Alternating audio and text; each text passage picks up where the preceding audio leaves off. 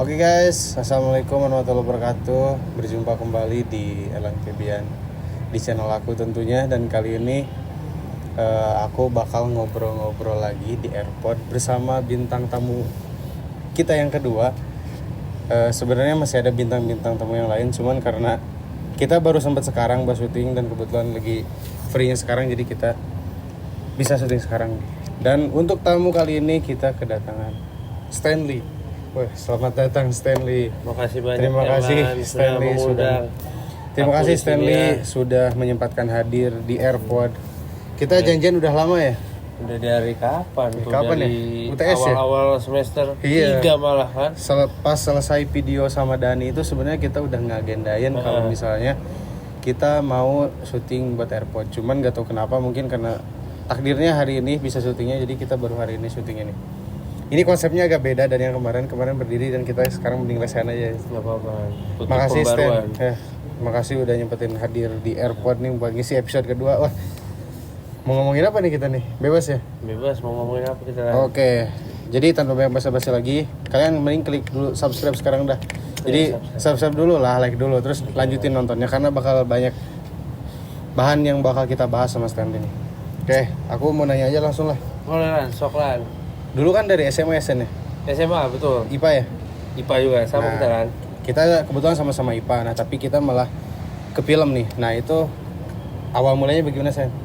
Awal mula suka film berarti ya? Tuh. Awal mula suka film tuh gara-gara waktu itu kan pandemi ya kan. Kita kan ngalamin pandemi ya, teman-teman. Pandemi itu kan ngebuat apa ya? Kita kayak gabut, bingung pengen ngapain kan. Terus akhirnya ya di situ kan kita jadi menemukan hobi baru, hal-hal baru kan, kayak yang sebelumnya kita nggak tahu atau nggak suka apa jadi suka apa gitu kan. Nah pas aku gabut tuh salah satunya aku nonton film tuh, mulai sering-sering nonton film saat itu buat ya biar gak jenuh lah ya kan, namanya COVID tuh, bosan di rumah kan, cuma WFH gitu kan. Semuanya dilakuin di rumah ya? Iya makanya kan. Nah, udah mulai dari situ lah aku suka nonton film dan nggak tahu kenapa tiba-tiba pas nonton film tuh kayak bawaannya tuh kayak penasaran ya sama apa sih namanya, sama proses ngebuatnya gimana, terus kayaknya seru nih kalau misalnya ngebuat film gitu kan. Nah dari situlah aku tuh mulai ngulik-ngulik tentang film, belajar dari channel-channel di YouTube, macam-macam, ada channel bahasa Indonesia, bahasa Inggris tuh kan. Dari situ sih, dari awalnya nonton film, terus penasaran pengen ngulik film, malah jadi jatuh cinta sama film. Wah, gokil. Jadi setelah kemarin sempat nanya juga ke Dani, ternyata jawaban Stanley berbeda. Dia awalnya gara-gara COVID dan gak ada kegiatan ya, biasa nonton film, akhirnya jadi tertarik buat ngerasain gimana produksi bikin film itu. Wah, gokil. Jadi itu namanya. Iya, dari tapi sekarang kebetulan kita satu kelas ya, jadi aku mau nanya ini, karena kan sekarang kuliah film nih, apakah dulu dari SMA IPA emang udah mikirin bakal ke film atau sebelumnya pengen ke jurusan lain? Kalau SMA jujur sebenarnya nggak ada kepikiran ke film sama sekali ya, semenjak ya itu tadi semenjak COVID itu aku jadi tertarik sama film. Sebelumnya nggak ada kepikiran sama sekali sih aku, teman-teman ya, buat ke film gitu. Ntar kita sambil, ini tidak disponsori oleh Coca-Cola ya, ini cuman karena ini kita haus panas jadi kita minum dulu. Jadi itu dia, dari awal mula dari COVID, akhirnya tertarik gitu kan. Tertarik lah. Tapi sebelum memutuskan untuk kuliah film, apa pengen kuliah ke selain ke film? IPA misal ke fisika atau ke kimia, biologi? Nggak ada kepikiran sama sekali apa-apa sih. Iya, nggak ada keinginan sama sekali. Kayak benar-benar belum kebayang apa-apa saat itu. Masih ya let it flow aja saat itu mah. Cuman sebatas nonton film gitu. Sebatas nonton film aja, terus tiba-tiba tertarik ya. Sebelum mutusin kuliah film nih, pernah nyoba dulu gak ke jurusan yang bukan film, televisi? Kita kan sekarang televisi film nih, apakah pernah nyoba ke selain itu? Apakah ada pilihan lain selain di sini? Kalau jurusan sih tetap TV film ya. Cuman? aku ya kan. Cuman lebih ke beda-beda ini aja sih, beda-beda apa? Universitasnya. Oke. Awalnya kan SNM dulu kan aku ngikut. Ya. SNM di SNM tuh Unpad sama ISI aku. Waduh. Sama ISI itu. Iya. Susah tuh. Kayak aku benar-benar nekat banget itu ya pelannya asli Iya, gitu iya. kan. Dengan apa ya, nilai apa yang pas-pasan, cuma rata-rata tuh 83 kalau nggak salah 83.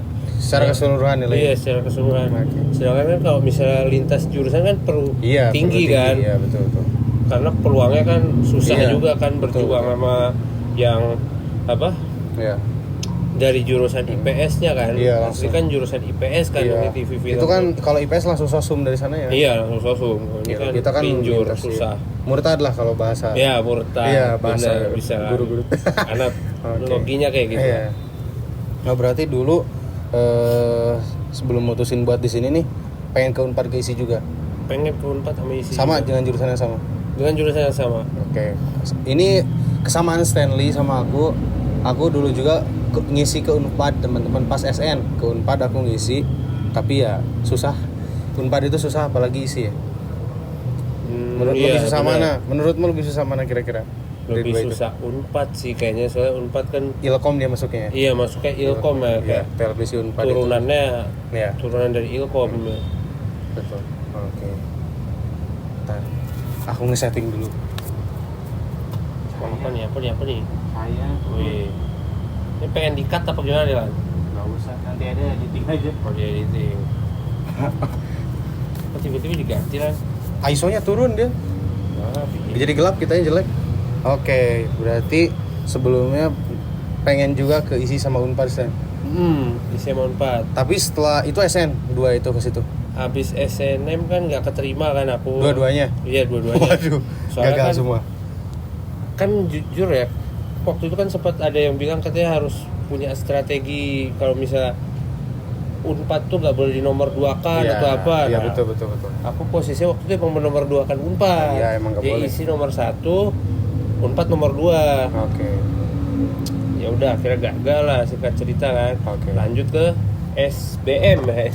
Ya dulu zaman SBM dong. SBM. Kalau ini kalau sekarang tuh SNBT ya, Ya itu nggak tahu lah apa berdasarkan sekarang tes. sebutannya. Iya. Udah makin ribet lah kan.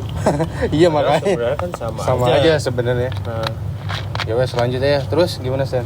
terus SB. habis itu lanjut SBM aku. Iya. SBM di isi sama nyoba lah ISBI. Oh sempat SB ke isi juga. Isi lagi, Wah, isi Jogja lagi, isi Jogja. Oke. Kayak emang aku tuh berusaha ngincer di Kekeh sana gitu ya? ya kekeh aku tuh idealis banget aku Idealis, guys dulu guys. Sebelum Idealis tertampar sih. realita aku idealis banget. Setelah tertampar realita aku jadi Aduh. ya udahlah gitu kayaknya. Idealis secukupnya saja gitu ya. Benar. Idealis secukupnya Ya saja. sih saja lah idealis itu. Terus gimana Stan? Sampai mana tadi kan? Sampai SB diisi. Oh ya, ya SBM diisi terus gagal kan aku, terus akhirnya SNM gagal kan, SNM gagal, terus nyoba di SBM nya isi sama ISB. Ya udah aku mulai belajar lah itu belajar kayak biasa kayak mempersiapkan SBM kan, Buku belajar. bawa buku kitabnya itu. Yang gede kamu punya nggak? Ada, tapi aku lebih belajar dari ini sih kan, dari les. ruang guru. Iya Ruang pasti. guru. Ya udah aku mulai TO juga di Iya. sana gitu kan. Ya udah. Oke. Terus singkat dari situ? cerita aku SBM di hari kedua kalau nggak salah tanggal 20 waktu itu di Oke. UI. Oh SBM-nya di UI. SBM-nya aku di UI. Oke. Ke UI juga berarti ya? Iya, Sempet lihat tapi UI. tapi cuman numpang tes doang. numpang tes, iya. Oke, Aku terus masih gimana? inget tuh aku duduk di depan deket pengawasnya batu, depan-depanan udah. Oh, berarti di meja paling samping biasa. Iya, Itu kan biasanya pengawas di samping kiri kan? iya. Oke. Samping kanan lah. Iya, samping kanan kita maksudnya. Kanan ya. Iya. Depan-depanan lah itu. Oke. Udah akhirnya ngerjain berapa jam ya? 3 jam kalau nggak salah ya? Oke. 3 jam apa berapa gitu lupa. Ya, pokoknya lumayan lama. Habis itu udah kelar kan. Ya. Terus nyantai gara-gara nunggu kabar juga kan, kabar Ya.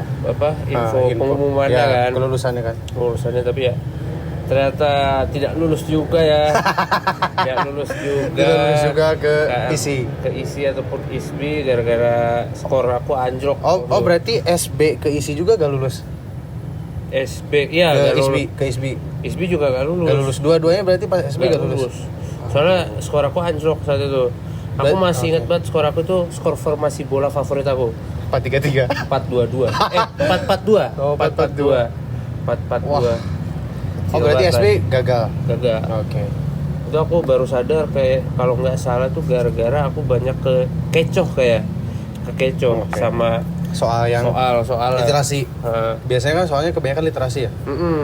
Apalagi kan kita di pressure sama waktu kan. Iya, makanya kita ada ngerjain berapa ratus soal dengan waktu segitu. Belum lagi pas bahasa Inggris sama bahasa Inggris ya kan, bacaan panjang kan, harus cepet-cepet baca ya gitu, intinya apa gitu kan. Terus sih gara-gara ke pressure waktu sama kekecoh juga sih lah. Tolong naikin ISO-nya dong. Itu mah ya. Ini ada Rama itu. Tolong naikin ISO-nya. Geserin di layarnya aja. Udah. Ntar di color grading gitu lagi. Gampang. Itu biar muka kitanya gak gelap. Oke, berarti itu perjalanan SNSB yang gak lulus. Iya. Setelah itu apakah UM langsung ke sini? Apakah UM ke isi atau gimana? Masih kekeh itu, masih berusaha idealis untuk menuju isi ya. Iya, idealis pokoknya. Itu sempat galau tuh kayak dilema gitu ya. Iya, gamon gitu, gamon. Aduh, susah dilupain gitu isi. Jauh dilema gitu.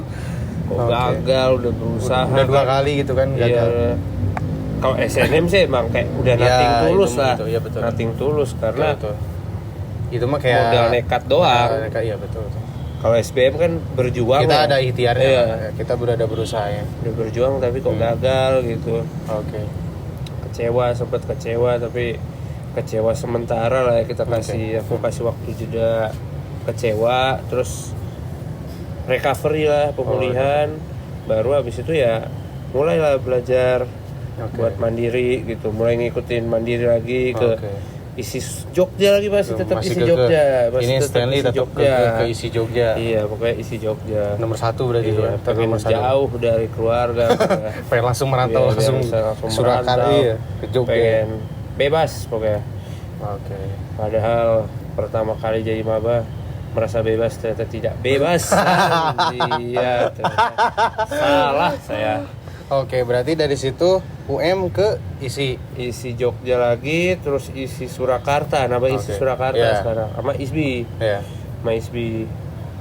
Akhirnya keterimalah di ISBI kan. Tapi kenapa yang di isi nggak keterima gara-gara apa? Pada UM? Apa karena kuotanya yang banyak, terus kuotanya dikit yang minatnya banyak, apa gimana? Nah, itu aku sampai sekarang belum tahu ya jawabannya kenapa ya alasannya. Soalnya aku juga kan udah ngikutin instruksinya gitu ya. Oke. Udah ngikutin prosedur. Isi Solo isi Surakarta Solo sama isi Jogja itu sama-sama disuruh buat kayak semacam cerita gitu lah. Portofolio. Sinopsis ngebuat cerita gitu kan. Sinopsis buat cerita. Buat dari gambar yang disediain. Mirip kayak SNM apa SBM sih? SN bikin portofolio ya, aku juga bikin. Mirip kayak gitu juga tapi gambarnya beda. Waktu itu kok nggak salah seingat aku tuh isi Solo tuh gambarnya ada gambar teater sama kayak pertunjukan teater gitu, sama satu lagi ada orang nari tapi di pinggir jalan. Nah aku ngambil orang nari di pinggir jalan ini. Aku ngadaptasi dari situ, kayak disuruh buat cerita seliar mungkin. Aku ngebuat orang nari ini tuh kayak ditaksir oleh seseorang kulit silver. Jadi orang kulit silver yang jadi patung itu ketika dikasih duit dia gerak tapi matanya tetap melihat ke si yang nari itu, setiap dikasih duit lagi gerak, tapi dikasih matanya ke situ. Aku ngebuat cerita tentang itu waktu itu, tapi nggak diterima. UM-nya gagal juga. Terus dari situ isi kan itu bareng sama isi Jogja juga kan waktunya. Cuma pengumumannya kalau nggak salah lebih awal isi Solo, ISBI baru isi Jogja terakhir. Nah ya udah isi kan aku tadi itu yang isi Solo tuh yang cerita tadi kan. Nah, kalau isi Jogja itu disuruh buat sinopsis bebas, nggak ada gambar yang disuruh itu. Pokoknya kita disuruh bikin cerita gitu. Disuruh buat bikin cerita apapun bebas. Aku tuh waktu itu ngebuat cerita tentang temanya pembajakan film itu sih kan. Pembajakan film, kayak ada sepasang cowok cewek yang pacaran, tapi pacarannya ini sama-sama berprofesi kayak pembajak film itu lah. Tapi ya singkat cerita juga nggak keterima. Waduh. Berarti gagal tuh WM dua-duanya. Gagal. Terus akhirnya apakah masih belum move on dari situ, gamon dari situ sebelum memutuskan akhirnya ke ISBI gimana? Apakah malas maksudnya putus asa gara-gara gagal terus dibuat ke ISI? Sempat ngalamin fase itu? Sempet ya. Apalagi tapi waktu itu kan isi Jogja itu terakhir ya pengumumannya kan urutannya isi Solo, seingat aku Solo, ISBI baru isi Jogja. Jadi kayak ketolak sekali di isi Solo, aku keterima di ISBI. Terus baru isi Jogja. Jadi kayak ya ada senengnya juga lah ya. Di tengah-tengah ada keterima gitu. Terus akhirnya keterima lah di ISBI. Tapi sampai sekarang nih masih gamon ke ISI kan? Sampai sekarang. Move on belum dari ISI? Yang diidealisin banget. Udah sih. Wah, udah. Oke. Wah, panjang banget nih ceritanya Stanley, dia idealis banget ke ISI dia. Ternyata nggak cuma Stanley, banyak sih. Maksudnya selain Stanley pun masih ada juga orang yang Anissa. Oh iya bener. Orang-orang teman-teman kita tuh banyak yang ambis banget ke ISI tapi akhirnya pada gagal. Termasuk kameramen kita yang di belakang tuh. Loh, dia juga ini. Iya, pengen kalau nggak salah. Bener kan Mas? Anda juga ini Anda. Bener karena bukannya kau pengen ke ISI juga ya namanya? Iya. Kan. Ya sama kan. Dia jadi mau masuk kebanyakan orang pengen ke ISI sebelum memutusin ke sini. Oke, itu panjang banget cerita dari Stanley. Wah, banyak banget pelajaran yang bisa diambil tuh. Idealis boleh, tapi jangan terlalu idealis lah. Kita juga harus realis sebenarnya.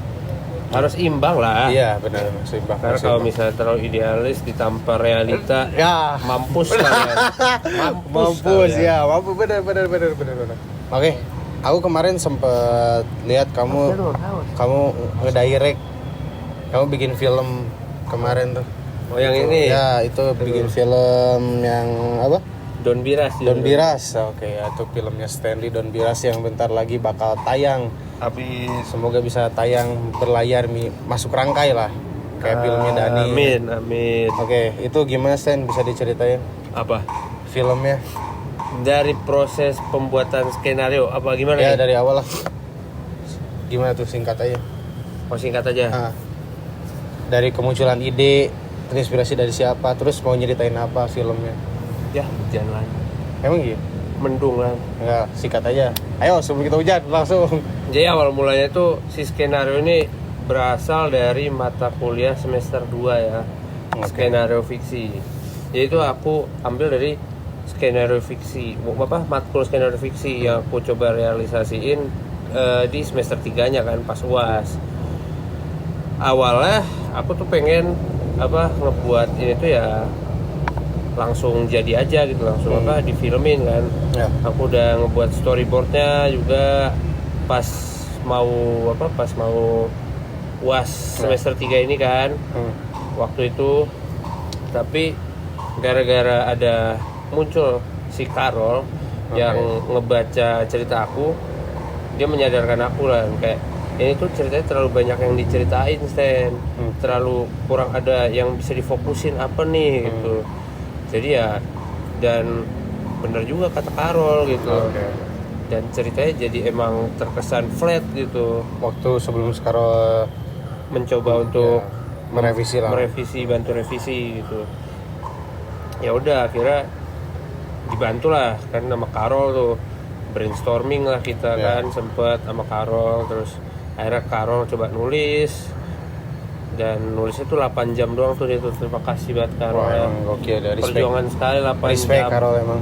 Gila, 8 jam doang, 8 jam final draft dalam 8 jam. Emang dia gokil banget kalau Gila manusia itu. Oke. Anda harus masuk sini ya Carol ya. Ya harus tuh. Oke, terus itu awal kemunculan awalnya di situ idenya. Kalau filmnya sendiri nyeritain apa? Filmnya sendiri menceritakan tentang pokoknya jangan terlalu gegabah dalam mengambil keputusan. Oke. Kayak kan di film ini tuh sebenarnya secara premis tuh kayak si Azam ini terlalu terburu-buru gitu. Terburu-buru dalam mengambil keputusan kayak tiba-tiba mutusin pacarnya ya kan, terus menyesal gitu. Sampai akhirnya dia harus menanggung penyesalan itu gitu. Oke. Itu sih kan. Gitu. Berarti itu yang diceritain di film ya. Iya, jangan terlalu gegabah dalam mengambil Terus mikir 2 kali mungkin iya. gitu ya. Oke. Yang menarik kemarin itu di filmnya Stanley itu adalah film yang dimana dia produserin sendiri, dia sutradaranya sendiri, dia nulis juga, dan itu lumayan mahal itu. Tekor. Itu tekor tuh, itu dari sana tekor. Tapi gimana rasanya itu pertama kali ngedirect kan? Bingung. Sangat bingung sekali ya. Pertama kali jadi director berarti. Sebenarnya udah sempet tapi nggak dalam bentuk film. Ya, Kayak waktu itu kan kita ada matkul tata visual ya teman-teman di semester 2. Tata visual. Nah itu kan ngebuat apa? Yang 1 menit tugas kita ada 1 menit ngebuat tuh apa? Pas UTS kalau nggak salah. Iya, pas UTS ngebuat tugas tata visual tentang mood, ngebuat mood juga ya, ngebuat mood sedih sama seneng gitu kan dalam waktu semenit apa kalau nggak salah ya. Segituan lah 30 sampai menit. Itu kan kita juga jadi director ya kan. Ya itulah awal mula tipis-tipis ngedirect tuh. Tapi yang kemarin baru yang paling awal banget kalau film, makanya untung dibantu sama Carol di Astrada aku. Jadi kayak apa ya? Yang aku rasain sih ketika pertama kali jadi director itu dengan pengetahuan yang minim ya, kayak belum tahu apa-apa gitu kan. Iya, kayak masih belum cukup ilmunya. Belum cukup ilmu, masih perlu banyak belajar tuh kayak. Jadi menyerahkan segalanya ke anak buah gitu, kayak percaya gitu kan. Percaya. Ya udah gitu aja gitu, enggak apa-apa. Lu aja handle, percaya kok gitu. Kamu aja handle. Enggak apa-apa. Udah. Oke, jadi banyak ke handle sama Astrada gitu. Iya. Tapi kesan dari syutingan dan jadi director pertama kali kemarin gimana? Apakah cuma pusingnya doang yang didapat atau ada hal lain? Pusing pasti ya Lan ya. Terus hal yang didapat lagi apa ya? Jadi tahu cara ngedirect orang gitu. Iya, itu juga. Terus harus sering-sering apa ya? Soalnya kan itu tuh emang agak chaos juga ya.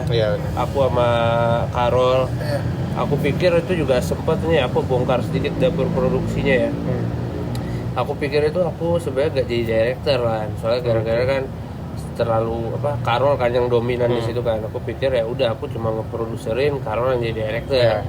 Tapi aku disadarin sama salah satu kru aku di sana, namanya Jidan. Jidan, kamu juga harus masuk sini. Jidan. Semua masuk sini pokoknya. Masuk sini aja dah semuanya.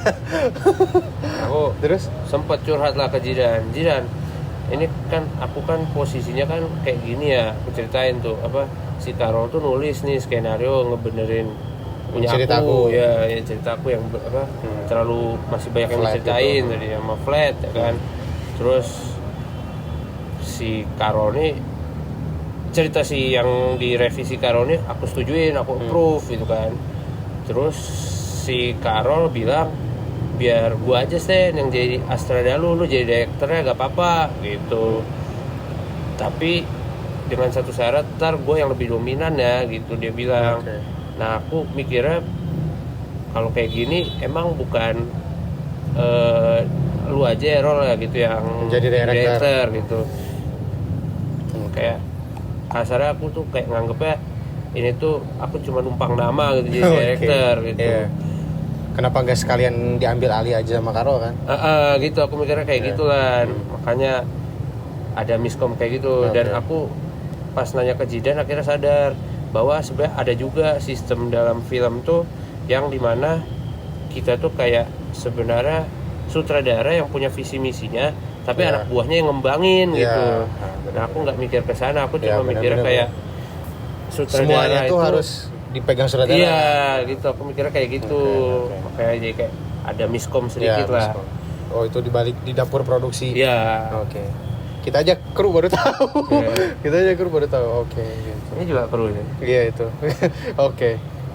Itu berarti tadi filmnya Don Biras ya. Don Biras. Itu baru udah picture lock belum sih sekarang?